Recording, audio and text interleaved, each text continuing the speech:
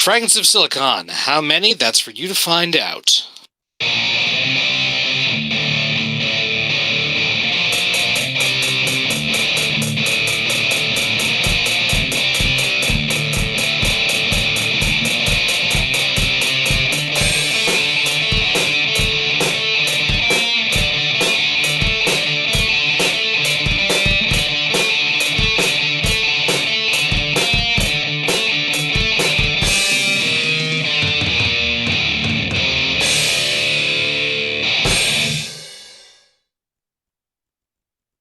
All right, welcome to another installment of Fragments of Silicon. I'm your host, Adam. Joining me, as always, our Galaxy and Petty fan. Right, let us get to the weekly personal news update thingies that we usually do. Mm-hmm. Oh, Petty, why don't you start us off this week, because I believe you have news to tell us. Oh, fuck, where the hell do I begin? So, Wednesday night, as we were doing MSP, I saw my dad roll down the hill from home, like, obviously early, he works nights. Apparently, he decided to quit his job. He has nothing lined up, and he just decided to quit his job because he, quote, did not like how he was being treated. So, that's fun. Mm-hmm. I'm presuming that he hasn't found a new job in the week that's happened. He has a interview next week, but I don't know how many more he has actually applied to. So, Concerning. yeah. Like, I get my mom got a good amount of money from her settlement, from her arm issues, but we can't exactly have dad be sitting around, all day, because he's not even going to be able to get unemployment because he quit. Mm-hmm. So he's basically sitting around being dead weight.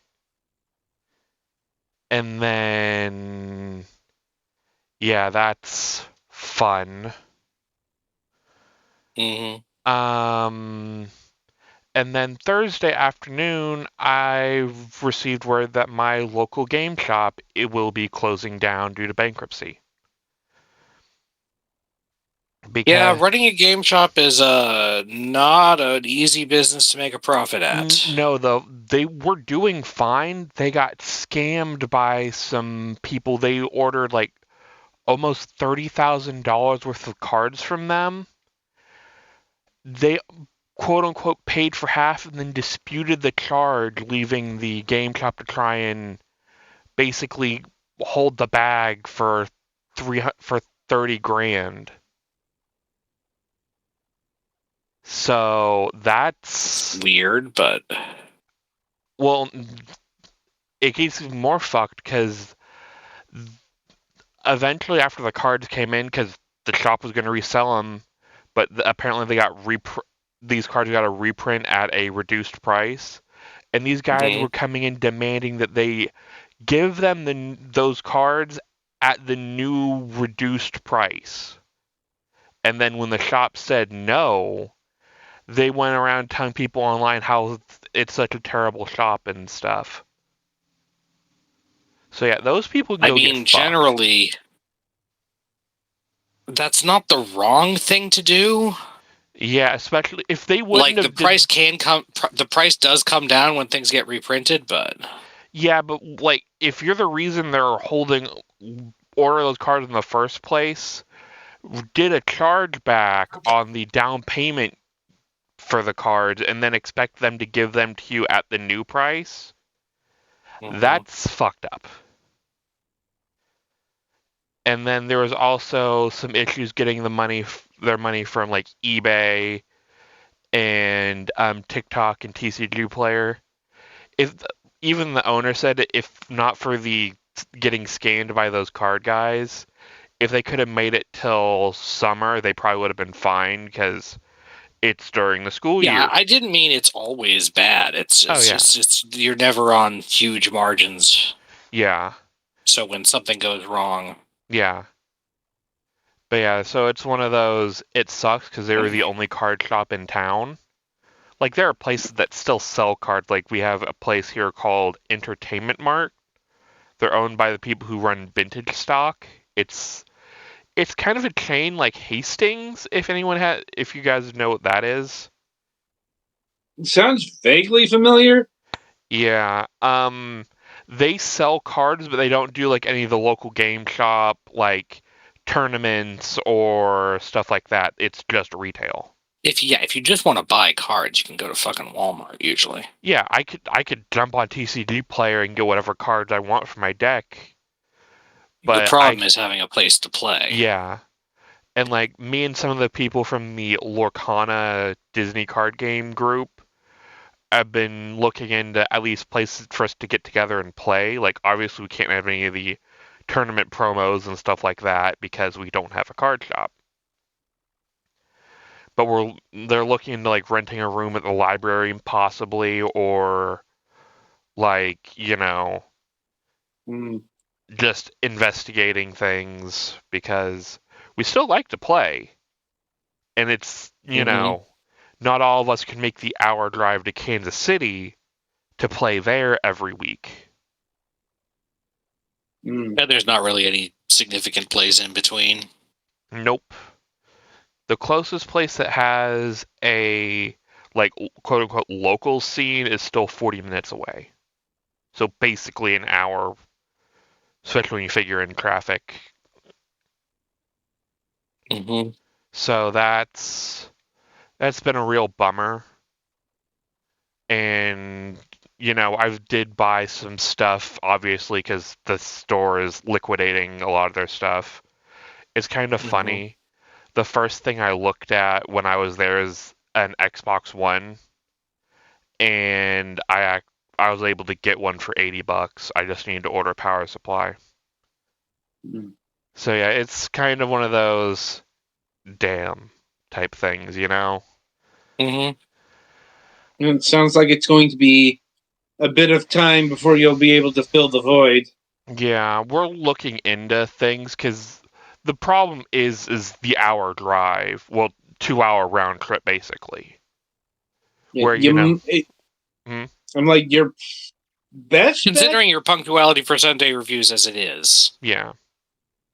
Yeah, your best bet is probably going to have to find some sort of online solution.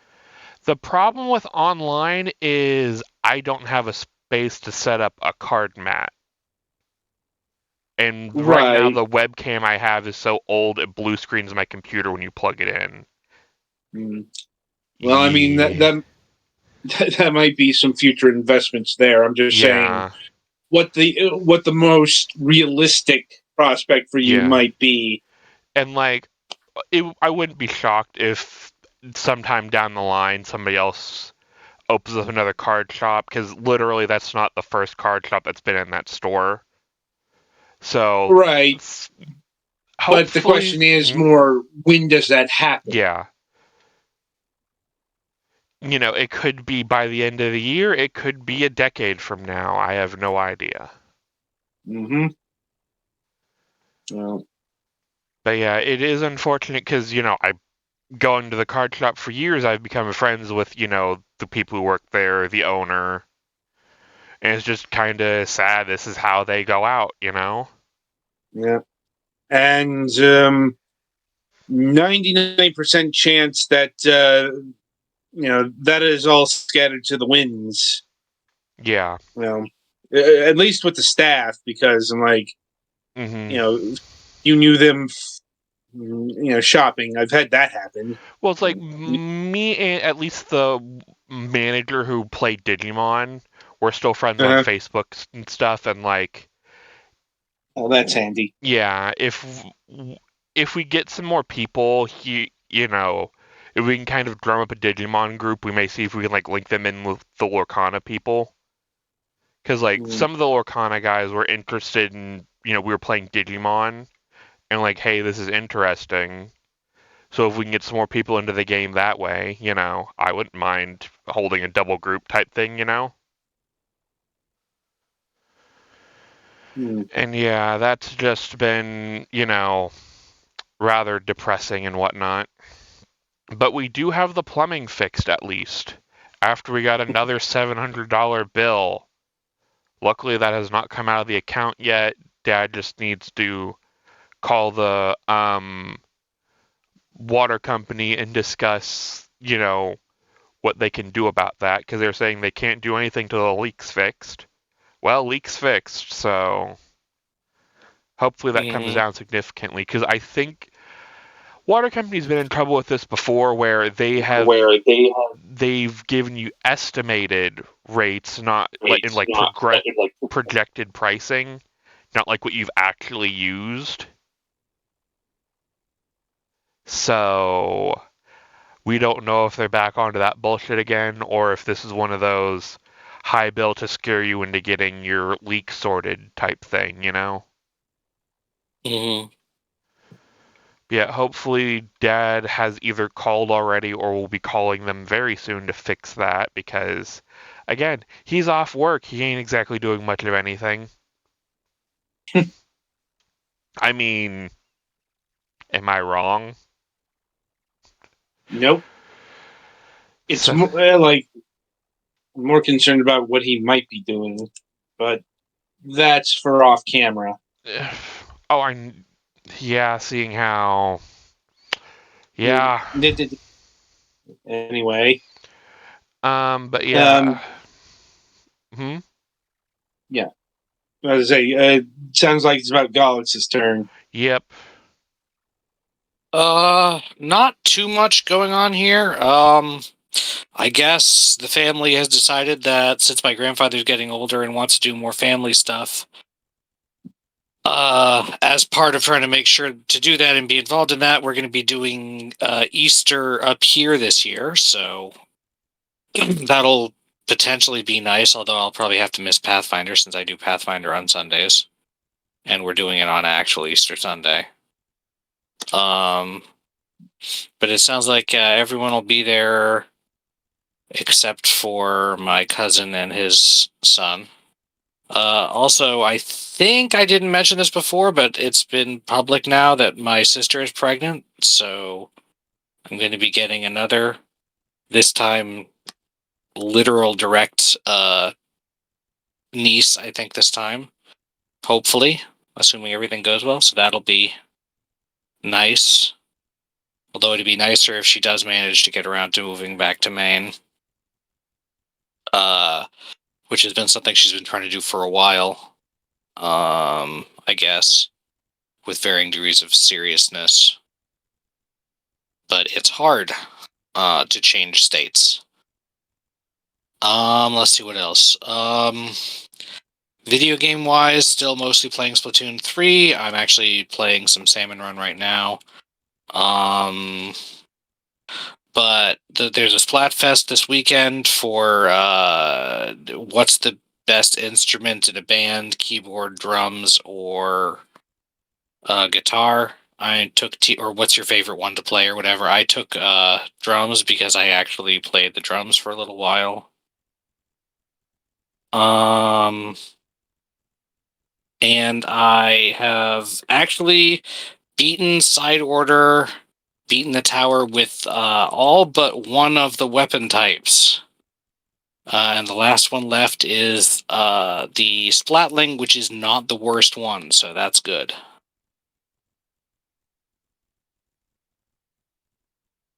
I think that's about all I got. Okay. It's my go, I believe. Yes. Right. So, thankfully, my brother and his kids have settled into the routine we expected they would settle into, at least in the short term. That is to say, they're up here from Friday evening to Sunday evenings, and then they depart for their weekly activities, i.e., school. Right. And thankfully, the space that they're occupying for the weekends has been or less fully set up. I think there's some adjusting could be done. Like also the brother's still going to need to get a portable AC unit for that because it's out. It's kind of outdoorsy. So I'm gonna need to be able to regulate that come May, maybe sooner, because I'm like, it's already getting hot. Like, not too hot, especially in the evenings yet. But come around closer to summer. Oh yeah, that's going to be an issue. Like, also thankfully, they got the television streaming set up over there, so that means I have to engage a lot less in what the kids watch. So that means I don't have to watch Minecraft Stanley anymore. I was going to make Bluey jokes, but I have no idea how actually old they are. And also, Bluey doesn't sound like the worst kids programming, but yeah, they do not watch Bluey, as far as I can tell. I was going to make some Cocomelon jokes. I haven't seen I haven't seen anything about Cocomelon either. I don't even know what that is. So it's something on Netflix. It's like South Korean, I think. Yeah, it started out on YouTube, then it's on Netflix. Yeah, it's a like younger kid thing. Yeah, that's the other thing. The ages of the kids are 5 as of this week, 7 and 11. So Cocomelon might be a bit too basic for anyone but the youngest. And even then, like 5 years old is kind of pushing it for a Cocomelon. Yeah, they'd be more at maybe Nick Jr. type. Yeah, what happened to good old Sesame Street? Oh wait, HBO. Yes. Oh, that's something we'll probably be getting to on MSP at some point. Maybe, again. But here's the thing. Like, I know people have lamented the fact that Sesame Street jumped to HBO, and there's an argument that that they went with such a commercial channel, but them jumping to Streamly was absolutely not the wrong move, because the original deal they had with HBO was actually pretty good. It's just kind of unfortunate. They do also have a lot of relatively timeless reruns, so it's more. Let me finish my point here. It's more where kids watch things. It's like kids in general are not watching PBS anymore. Because parents are no longer putting their kids down in front of the TV. Right. They're on putting the them safe channel. Yeah, they're putting them in front of the smartphone and the tablets. I know this is because this is literally what my brother does with his kids to keep them mildly satiated, let's say. Like, believe me, the difference between them not having those devices and them having that devices is very profound. Now, so yeah, even if Sesame Street reruns still are on PBS, and there's a whole thing with the episodes on HBO, and then they much later on PBS. It's like, they could feasibly watch it there, but they're probably not watching it there because I'm sorry, linear television is not the field for the young. Mm-hmm. It just isn't. Which is kind of a shame because we could use some people learning to have a longer attention span, but it is what it is. Mm-hmm. I know. And let's see. In other news, I got new shoes over the weekend, mainly because my old ones tore. Fun. Yeah. Though these ones are fairly sturdy. Broken in pretty quickly as well. There's always that awkward period when you're dealing with shoes that are new. So nothing too amazing there, but just thought I would mention it. Like, let's see. I finally wrapped up Tales of Symphonia last week, and I've moved over to Deus Ex Human Revolution. You're not doing the sequel? You're a monster.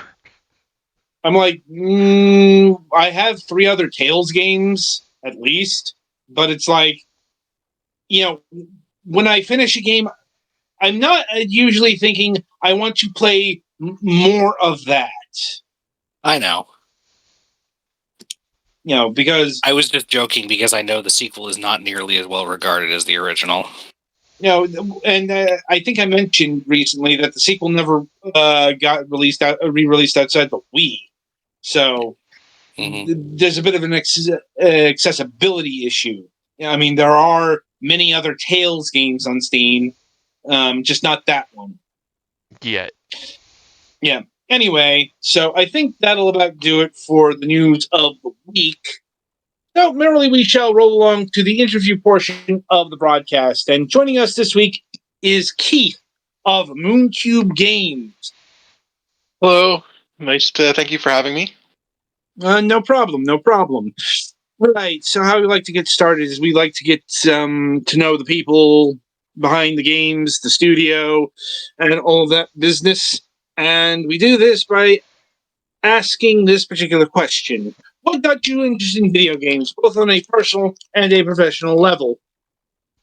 Well, I guess I first started playing games when I was a kid. I had an Atari 2600, but I really knew that I wanted to, make video games. I guess after playing Final Fantasy VII when I was 13, I think that was the first RPG I ever played, and it really, got me thinking that games were more than just they could be something special. I didn't actually start working in games until obviously much later. I started my career in games it's been 9 years now, as a 3D artist. Before that, I was actually working at EB Games, and I had worked there for 11 years in retail. Definitely not. I wouldn't recommend it. I don't think anyone would recommend it, especially gaming retail. Yeah.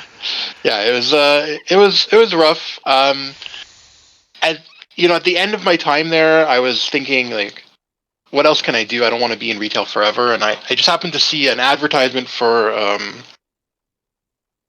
a trade school for 3D animation, and I thought, what the heck?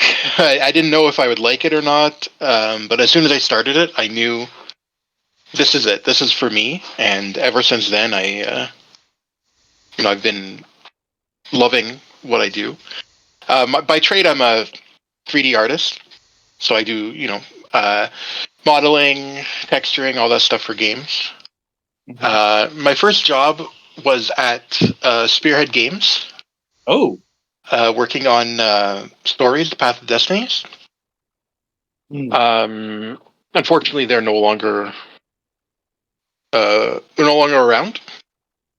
From what I read, they're still around. It's just they fired the majority of their staff. That's what the news reports had. Right. Yeah, I worked there through Stories, Omen Site, and I actually worked a bit on their previous game, Witchstone. And that's where I actually met another one of our co-founders for Mooncube, Felix. He was the VFX artist there, and I remember one day at lunch he was showing me his prototype for platformer, where you played as a bunny with spring shoes, and that's what started it. He asked me if I wanted to, help him out on that project, and from there, he introduced me to his friend Alex, who's our third co-founder, and that's where Mooncube started. And eventually, No. I decided to work on Mooncube full time, and that's where I am now. And how long ago was Mooncube founded? We officially founded. Man, what is time? That's a It mood. was yeah, it was 2 years ago now. September. Hmm. Yeah. Okay. In 2021. Ooh. Yeah. So, yeah, 2.5 years. Yeah. Yeah. And we went through a couple iterations before we landed on our current title. Yeah. Okay, and so I suppose it does bear asking what your typing there was then. Oh, yeah. So before we were working on like a platformer, Mm-hmm. we worked on it for a little while. We released a demo of it. It was fairly well received, but we decided that to create the kind of game we wanted, the scope would have had to be it would have been too large for our first title.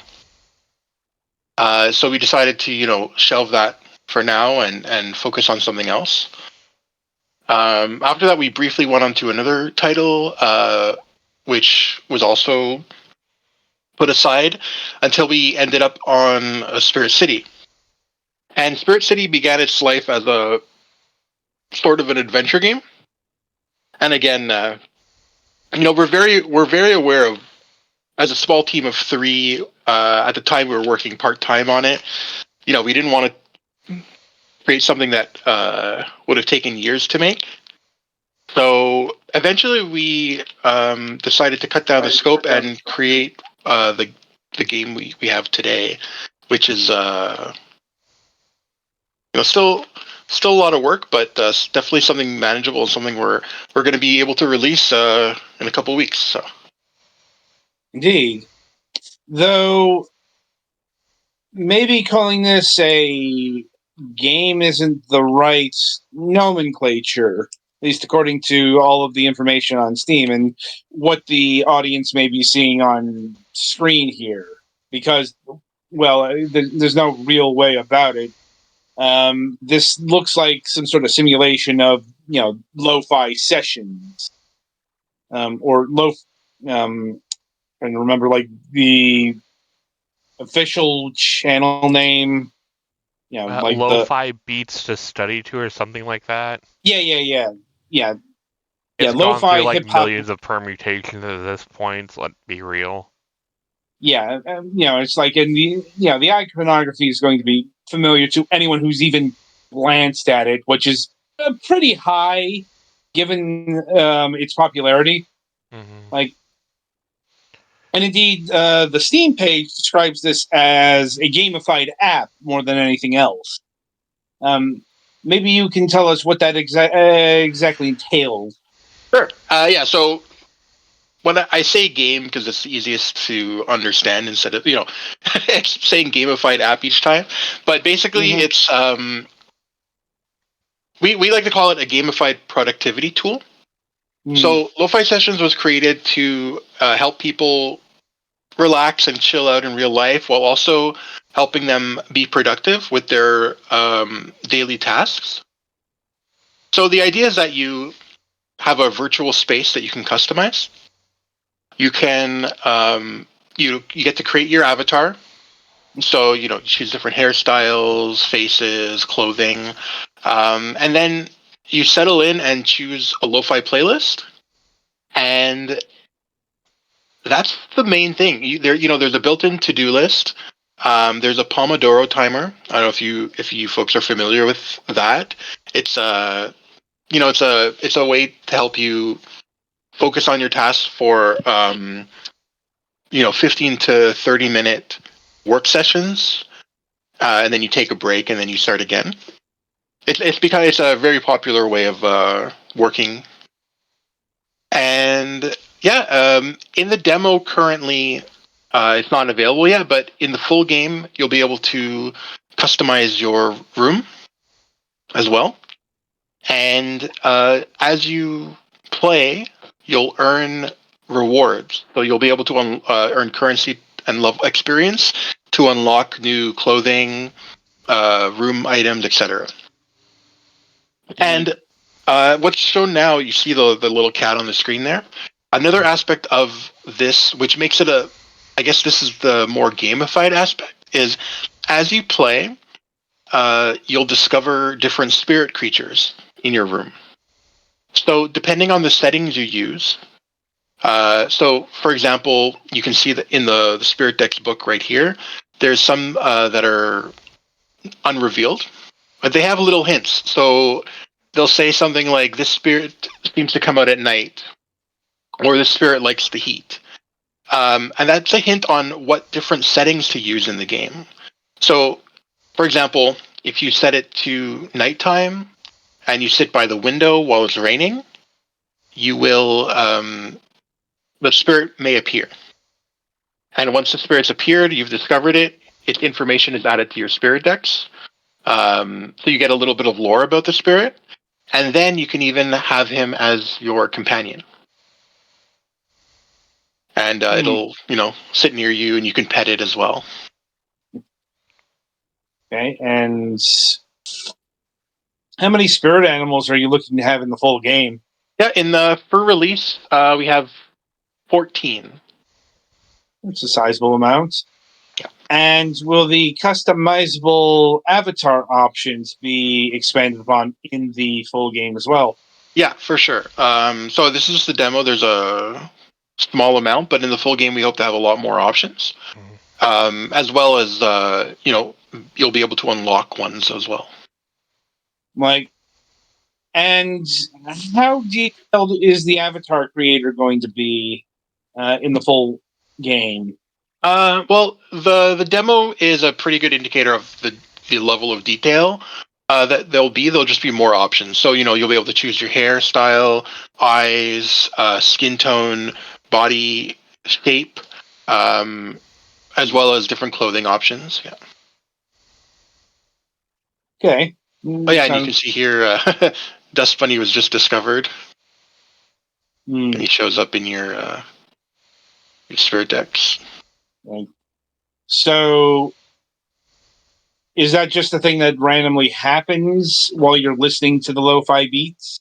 No, so Dust Bunny appeared because it's nighttime currently, and you're at the bed location. Okay, so there are certain criteria that needs to be filled in order to unlock these new buddies. Yeah, and that's a little bit of like a sort of a small puzzle aspect where the hints lead you towards what you need to do. We don't. It's not like we didn't want to make it too complicated for players. But so using a combination of like time of day, the location of the room and the activity, and the sounds as well. So with the sounds, we have different soundscapes like rain, thunder, forest sounds, and those actually some of them affect the visuals of the room as well. So like if you turn up the cozy fireplace sound, you'll see that the fireplace lights up. If you turn on the rain, it'll start raining outside. And also now, if you see on the screen, the spirit decks icon is sort of swirling. That means the spirit is being lured, and eventually you'll get a notification that it's discovered. It takes some time. Yeah, it's meant to be something that you have on as their background. If you have a second monitor, it's great for a second monitor while you work. And it's something you just leave on, chill to, and we don't have any notifications that like interrupt your flow. So anything you discover, like when you go back to the game, you'll be able to interact with it and discover it. Is that a process that will happen even if you exit the app? No, the app has to be running. Okay, so it's not a full-blown idle thing. No, it has to be idle in the sense that if it's on and running, yeah, but not if it doesn't run in the background. Okay. Yeah. Or like with an idle game, if you close it and open it after a certain amount of time, it'll still have done the tasks and all that, and you'll have stuff built up. Right. Yeah, no.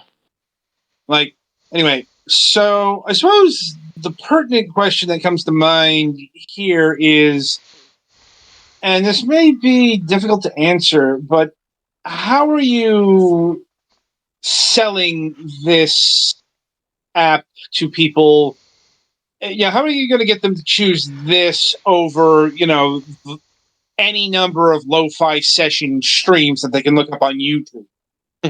Well, with Spirit City, we are obviously the main selling point, I think, is the fact that it's super customizable. So you get to customize your character, change the room, change the lighting to match your mood, and yeah, I think that's the main selling point over just a stream that's on YouTube. As well, the spirit characters. We've had a lot of great response with the demo and on socials. Sharing the cute creatures. People love them. I mean, that's encouraging. Yeah, we're great. Our wish list numbers are very encouraging. So we're really we're very happy with how the response has been so far, and especially like with the demo. We released the demo quite early back in November, and we plan on keeping it up to the release of the game. We have had players who have over 100 hours in it. They use it while they're working, studying, and they're saying it's helped them a lot. Just putting it on and knowing and like having that character there while they work motivates them. Right. So, right. Yeah. Well, I mean, that's actually good feedback. Means the Spirit City application is doing what it's setting out to do. Yeah, for sure. And yep. Right. Anyway, shifting a bit to, well, I suppose for lack of another term, the lo-fi beats themselves. Yes. Now, are these compositions that you have created yourself? Are they licensed? So who created? all the music in game is in partnership with Homework Radio, which is a YouTube record label. Mm-hmm. So they've provided all the songs. So it's songs that they have partnerships with artists for. So yeah, it's all through them. Okay. And how big is the song list in the demo versus the full game? So in the demo we have 2 playlists, which is between 15 to 20 songs each, I believe. In the full game, we're going to have 4 playlists, so there's close to 100 songs. As well, we plan on updating the game regularly, or semi-regularly, with seasonal playlists as well. Mm-hmm. Ooh, like holiday-based or like actual seasonal music? Depends on it. We're really whatever whatever we want. So, for example, for the holidays, for Christmas, we could release a playlist that's holiday themed. Indeed. Lo-fi Christmas carols to jingle your bells too. Exactly. Like, sorry, that was unexpected. Right. And suppose the big question here is, will the users of this app be able to create custom playlists? Right. So not at launch, but there is a built-in web music browser that takes you to the web, and you can actually search for pretty much anything you like on YouTube. Just YouTube functionality. Yeah. Is there any plans to look into like Spotify or anything like that? So Spotify has probably been like the question people have asked us the most, aside from a Mac version. Currently, no plans for Spotify. Integrating it is sort of outside of the scope of what's possible. But who knows? in the future what could happen. But for the moment, no Spotify. Fair enough. So Well, right now, as long as it's on YouTube, I guess technically YouTube Music, it should be good to go. Yeah. And if you sign in with your YouTube account, will you be able to use like YouTube Red if you have that, where you have ad free? Yep. Cool. Yeah. What about like overall Google, like Google Music or whatever they call that? Is that integrated in this? No. The only outside music we have in game is the YouTube player. Okay. But I mean, through Steam itself, on the Steam overlay, you can actually play other music as well. Yeah, you could probably integrate whatever soundtracks you buy off of that platform. And I imagine like audio podcasts would also work. Yeah, for sure. So theoretically, people could listen to this program in this app. I know you're not looking at the stream, Adam, but I literally just pulled up our show in the browser. Are you implying that our Fi is low? I don't know about that, but like, yeah. The browser can't play it. Boo. I know that's I'm probably something that can be sorted later. Yeah, I think if it's there are some limitations. Right. Yeah. I mean, in fairness, ours is a more visual program than just, an audio podcast, which we're kind of demonstrating in real time here. Yeah, I didn't have a chance to test this, chat. I apologize. I just looked down and saw like, hey, wait a minute. Could I? Probably for the best that we don't get the feedback loop there. Oh no, I have it muted because I do not feel like dealing with content ID. Fair, but would we be dealing with content ID if we were streaming ourselves? So, well, at least for Spirit City, all the game is stream safe. All the music in game is stream safe. Good to know. Except obviously if you go through the web browser. Yeah. If I suddenly turn on Taylor Swift on the YouTube music thing, good luck. You're on your own. Yeah. Enjoy your media ban. You're not wrong. Yeah. Anyway, so I don't think we covered this before, but it does bear asking. How did you hit upon this idea in the first place? Especially since you were apparently initially developing a platformer with Spring Shoe Bunny. Yeah, so we eventually came to this idea because we had thought up. So the World of Spirit City came first, and we wanted to create sort of an adventure game where you explore the city and photograph hidden spirits. So a little bit like, I guess, Pokemon Snap, but in an urban setting. Mm-hmm. Again, that the scope of that would have been very big, at least bigger than. Might have had a sub game like that in one of the later Yokai Watch games. I haven't played. I only played. They were popular for a hot minute. Yeah. And I'm not accusing you of like copying or anything. Just monster photography is cool. Of course. I mean, there's the Pokemon Snap's the big one, right? So that's like so yeah, that was the original idea. But we had an idea for the whole idea of Spirit City was that it was it was already lo-fi themed. It was supposed to be a cozy, chill experience, and we had thought up for the main character to have her own bedroom where you can go and just chill to music. So originally, Spirit City lo-fi sessions was actually just a feature of this adventure game, and we were like, okay, let's just take this and start with this. See how that goes. We originally were like, okay, this will get people introduced to the world of Spirit City, and after we release this, we can, work on something bigger. And then, we weren't sure how to market this, or if it would even be people would be interested in it.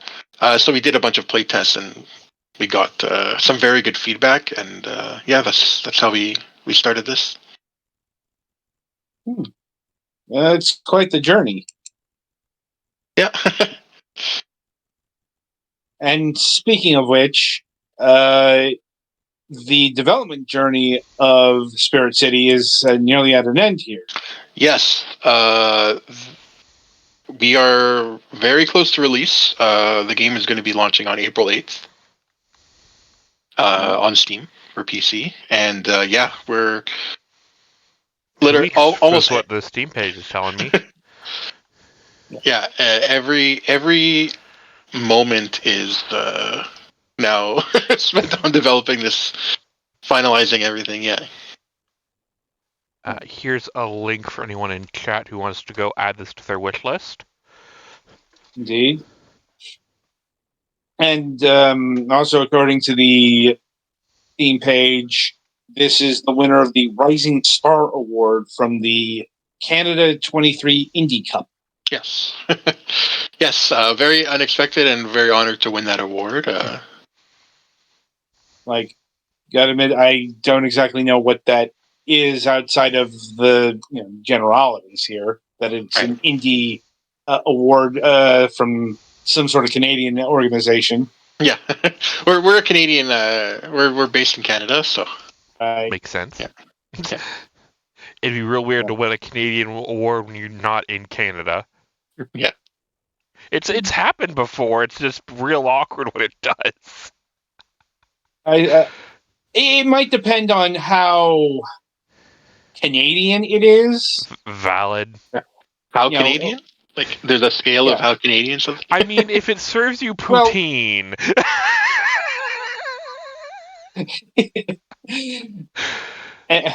Yeah.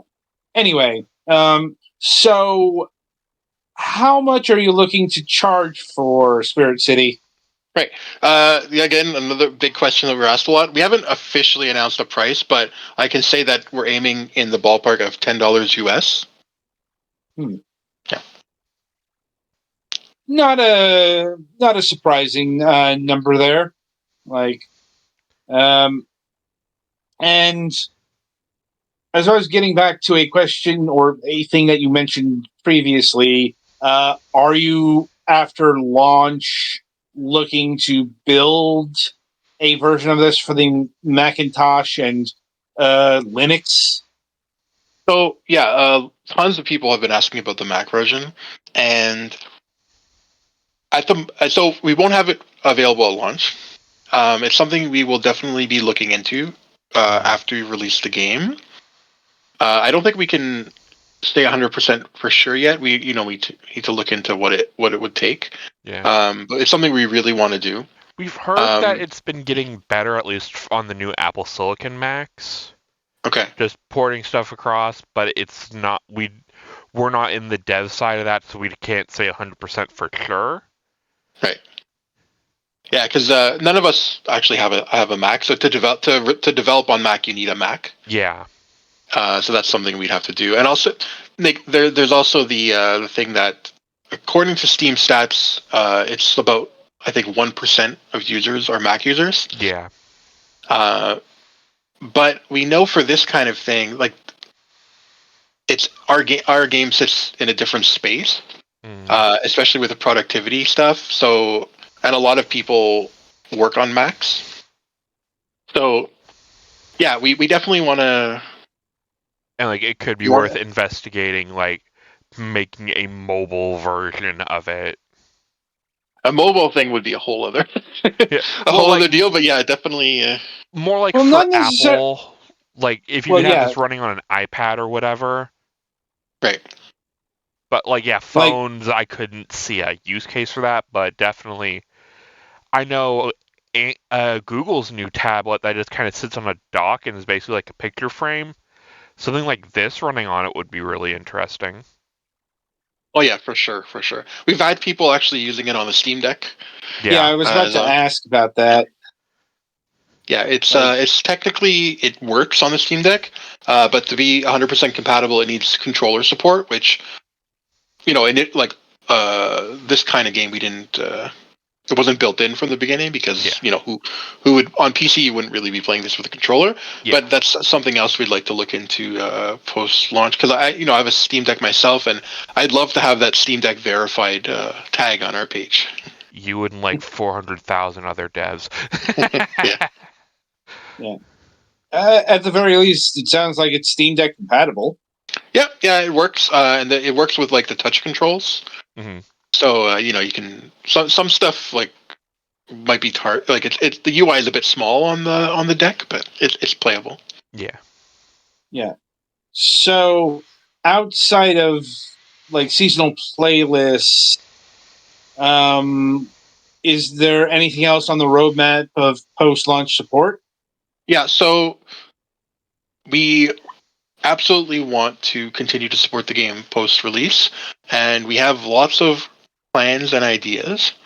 Nothing that I can really say for sure what it is yet, but we do have some spirits that won't make it in at launch that we do hope to release as a free update after release. As well, right now we're just so focused on finishing this that everything after release is like a. Trust me. It's a blur. We've had so many devs who their feature creep has delayed their game for months. Yeah. And they just need somebody in the room to shout, "No, please stop, release it." Yeah. My team, we're good on that. We've made this like April 8th is coming out, whether it wants to or not. So as long as it doesn't turn your computer into a fireball, we ship it. Yeah, and no, we're very happy with the state of the game, and anything that we weren't able to include, we're definitely looking into releasing stuff in updates after launch. Yeah. That's one of the wonderful double-edged swords of gaming nowadays. Yeah. Well, hopefully the stuff we add in, it's not core content. The game is still good without it. This is more for to entice players who are, especially those like if players in the demo have been playing for 100 hours, they're gonna hopefully they'll find enough content in the base game, and then through updates we're gonna give them even more. I guess I should ask, for the music in games, is this like usable, like if you're, say, the internet goes out, would this still be functional, or does it require internet? All right. No, it's all in the game itself. So if you're offline, you can still listen to the music. Yeah, because I know some people, even if they're working on a paper, they turn off their internet. Yep. To kind of help them focus. So yeah, something like this would be very useful. I know obviously you can't use the YouTube thing if the internet goes out, but like just regular playlists. Yep, it's all offline now. Yeah, that is good to know, especially also people with like meter data connections. Yeah. Yeah, I think that's the rest of my questioning. Okay, Gallux, do you have anything you wish to ask? No, I think I'm good. All right, I think I've run through most of my questions. My final one is, do you have any other projects waiting in the wings after the release of Spirit City? We have a lot of stuff in mind, but we do plan on focusing on this Spirit City Lo-Fi Sessions for the foreseeable, short-term future. So nothing, I guess nothing to really announce, but yeah, we want to keep working on Lo-Fi Sessions with some updates, and down the road potentially paid DLC as well. Okay. Yeah. So I think I've run through my gamut of questions, and it looks like we have come to the end of the interview. So, Awesome. Keith, I will thank you for taking time out of your schedule and being with us here today to talk about your game app. That's my pleasure. Thanks for having me. Right. Petty, play us to the next segment.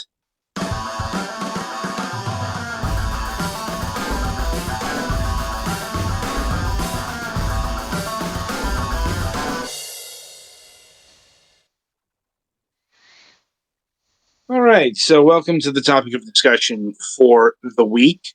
This week we are talking about Saber Interactive, which is not a name I think we've mentioned on the program previous to this, at least by name, maybe in passing. Saber Interactive is a video game developer and publisher that's probably most renowned for their port work. Going all the way back to their work on the Halo game. That is to say, they were one of the co-developers on like Halo Anniversary, Halo 2 Anniversary. They were a co-developer on the Halo Master Chief Collection, and that's really seems to be where they earned their stripes and their name. Even with the, say, problems of the Master Chief Collection, don't think anyone blamed any of the co-developers on that. The Master Chief Collection had quite a few co-developers on it, like Certain Affinity as well. Like, now, mind you, they made games before that. Nothing that you probably played. Like, I doubt anyone really engaged with the Xbox Live Arcade version of Battle Los Angeles, or remembers We Rock from Ubisoft. Maybe Time Shift, maybe even then stretch. But anyway, they've managed to parlay that success into other successful games like the NBA Playground series, Mud Runner and Snow Runner, the work on the Crisis Remastered trilogy. In the more present day, they're probably more renowned for their work on the Nintendo Switch, as they're the ones who managed to port The Witcher 3 to the Nintendo Switch. And much more recently, they have pulled off another so-called impossible port in bringing Kingdom Come Deliverance to the Nintendo Switch. Like, not without sacrifice, but it's still the Nintendo Switch.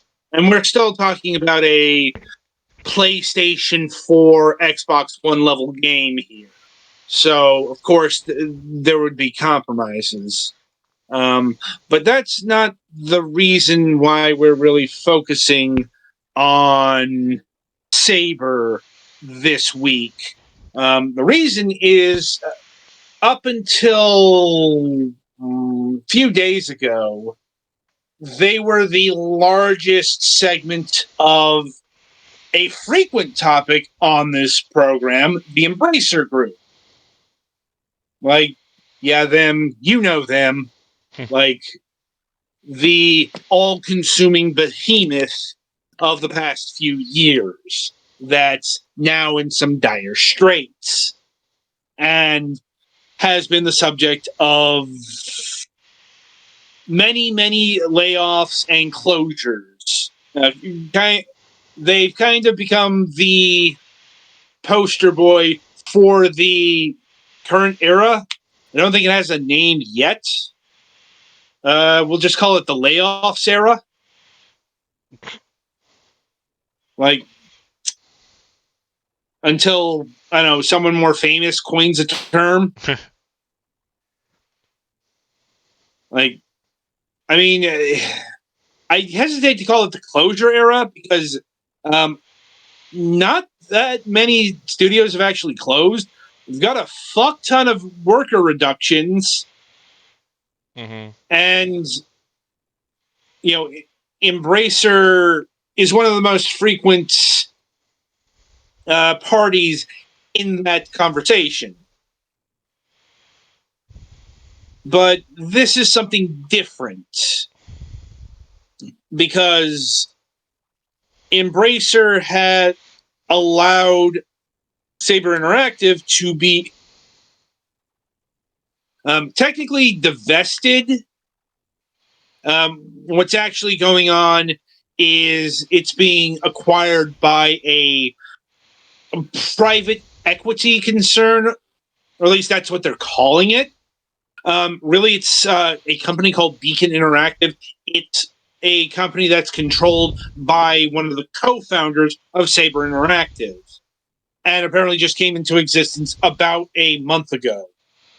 So basically, what's going on here is one of the Saber co-founders is rebuying Saber from Embracer.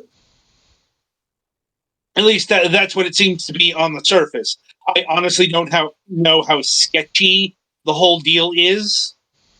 According to the official investor relations, a note of severance was filed and everything to make sure that conflict of interest, blah blah blah, didn't come up. Like I said, no one seems to be looking too deep in that direction right now. I think mainly because people are just kind of glad that this entity is getting away from Embracer. I hesitate to share in that exuberance. Because first of all, it's not like Embracer. It's not like the new boss is necessarily going to be better than the old boss, so to speak. Even though, technically speaking, this is the really old boss coming into the helm. Bottom line is, just because they're going to have new ownership doesn't mean that jobs are safe. What this means is that the overall company is safe. As in, Embracer isn't going to look to shut down the entirety of Saber, though I don't think that was quite in the equation either. If only because, going back to mentioning the size of Saber Interactive it was by far the largest by head count. They had about 3,000 to 3,500 people working in their various offices around the world. And, no real rationale has been given to why Saber is being let go. But reading between some of the lines in the official materials, the big tip-off is the company splits, because not all of Saber Interactive is leaving the Embracer group. It's kind of on the surface, it's kind of a weird situation because Saber Interactive got absolutely stuffed to the gills with various smaller companies that Embracer acquired, and they would just stuff into one group or another. And Saber is taking some of that with them, and Embracer is keeping some of those companies with a bit of an asterisk. anyway, going through the list here. Let me make sure I got who got what. Saber Interactive will be the parent company of 3D Realms, Bytex, Digic Pictures, Fractured Byte, Madhead Games, New World Interactive, Nimble Giant Entertainment, Sandbox Strategies, which is their PR firm. I was actually in communications to have Saber Interactive on the show a few years ago. That got killed by this fucking acquisition, by the way. True story. Yep. You were not pleased when that came across your desk. No, it was not. They were all like, the acquisition is kind of messing things up and all that stuff. Anyway, Snapshot Games, Tripwire Interactive. Oh, sorry. That's what's staying. Nimble Giant, Sandbox, Slipgate Ironworks, Smartphone Labs, Stuntworks. Most of those companies you've probably never heard of. And that was kind of the raison d'etre of Embracer acquisitions. They would acquire a whole bunch of companies that you've never heard of, or if you heard of them, it probably, in the case of a good example here is New World Interactive. They are the developers of the Insurgency series, which is quite popular. But, the name attached isn't as popular.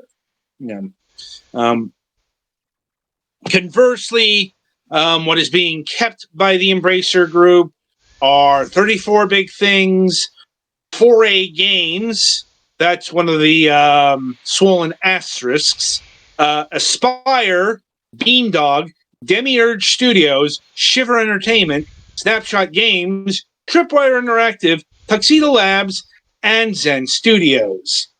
The other studio with the asterisk beside it, because what is going on here is there's an option by Beacon to acquire both 4A Games and Zen Studios in the future, due to circumstances not given to the public or the investors at this point, for a sum that has not been disclosed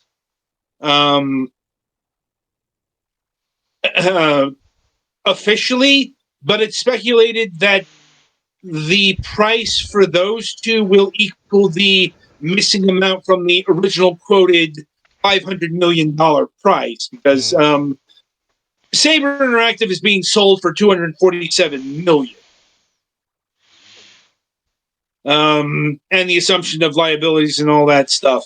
And apparently, did house 2,950 employees, approximately 21% of Embracer Group's workforce. So that's how big Saber Interactive is. Even with the split off of some of these other companies, it's still massively huge. And what's especially interesting is the leadoff that Embracer chose in announcing this divestment. Because the headline that has been going out across the news agencies is Embracer ceasing all operations in Russia. That's completely due to the fact that all of their Russian studios are Saber Interactive studios. I'm like, and apparently there's some paperwork that they have to work through in accordance with Russian law, blah, blah, blah.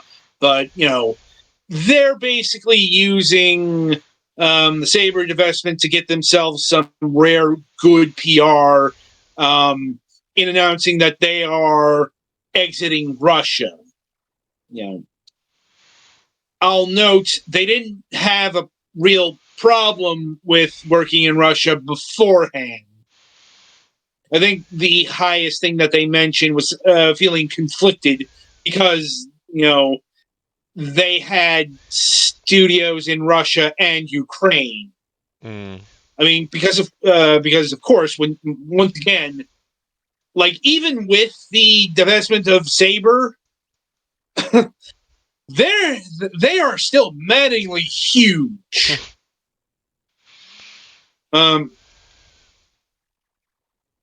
Anyway, getting to why are they keeping certain companies here? They actually gave the game away there in the investor Q&A. They basically said, why would they? Why would we give away all the companies that are making money? Which is surprisingly blunt in these things, but no less honest. Basically, they're keeping all the profitable entities, and they're getting rid of all the stuff that was costing them money, which does make me concerned about the future of Saber Interactive in general. Because, yeah, they're free from Embracer, but once again, that doesn't just preclude more layoffs or, say, Stuntworks getting shut down. This is about slightly less scummy than a leveraged buyout, but still pretty fucking scummy. I'm like, I'm not talking about that. I'm talking about burn rate and stuff like that. That's what I'm concerned about. Because, once again, this company has about 3,000 employees to its name. Mm-hmm. That's a fucking huge headcount. Even divorced of Embracer Group. That is a lot of people. Right. And, even though this company operates in presumably cheap places as well, they do have, like I said, all of the, they actually have a lot of studios in a lot of places that are called Saber Studios. Let me just see if that list is around. Yeah, they got Saber Armenia, Saber Belarus, Saber London, Saber Madrid, Saber Porto, Portugal, Saber St. Petersburg, Saber Sweden. So, and this might not be a full list. My point is, it probably doesn't cost a lot to have a studio in, say, Armenia or Belarus or even St. Petersburg, but it is certainly not inexpensive to have a studio in London. Oh, no, or Sweden. It is not. So that's kind of what I'm talking about here.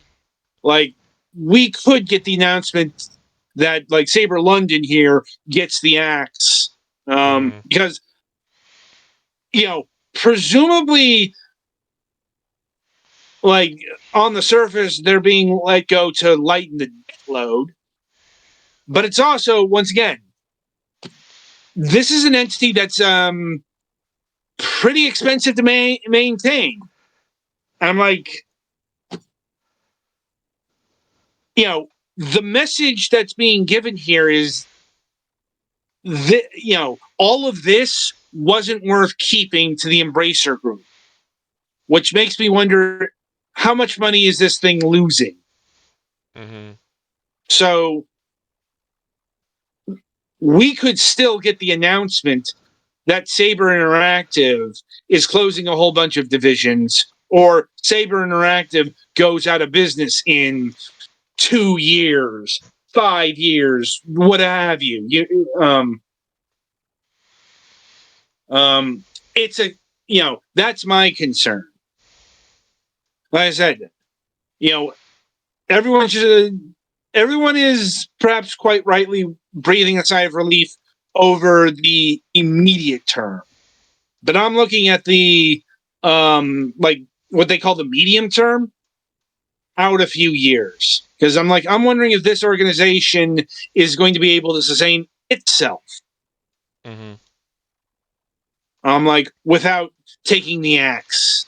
And they've already had the axe taken to various divisions, like 3D Realms and Slipgate Ironworks have been the subject of a few layoffs during the Embracer era, but to the point where I believe like they are running at half capacity. Like, but once again, that just may be the start.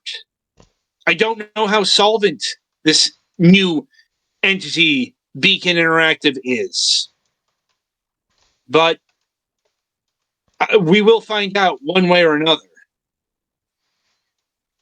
Right. So I think that'll about do it for this week's discussion, this episode of Fragments Silicon. So coming up on the week ahead, we do have a new episode of Moonhawk Studios Presents planned.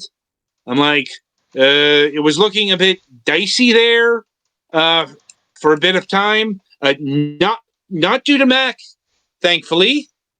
Shocking. Well, it was more due to our guests. Yeah. That joke's more for the audience. Yeah, true enough. But our guest that we had planned up until some hours ago is currently dealing with a full power outage and isn't going to get their power back in time for the interview. So we've got another person, their news director,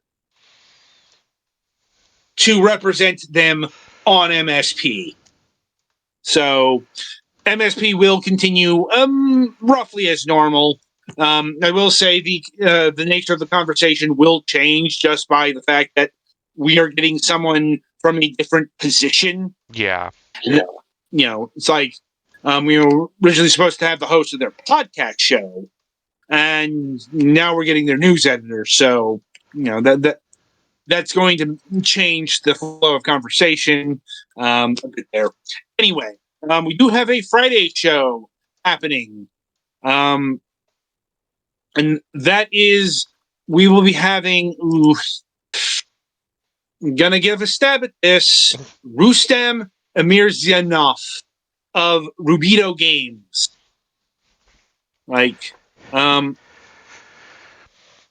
Yeah. If I butchered that, I'll be sure to ask how to pronounce it before we go on Friday. Yeah. Wouldn't be the first time we've got a name wrong. Won't be the last time. Oh no, by no means. I'm like, anyway, we'll be talking about Soulbind Tales of the Underworld on Friday, which is currently out in early access, where you have the opportunity to dive in this world of dark fantasy and become part of this exciting adventure. More on that on Friday. And coming up on the Sunday reviews, we're having reviews of Nightshade Part 1, The Claws of Sutek, Rail Route, Attack of the Karens, and This Way Madness Lies. So until next time, I shall wish you good gaming.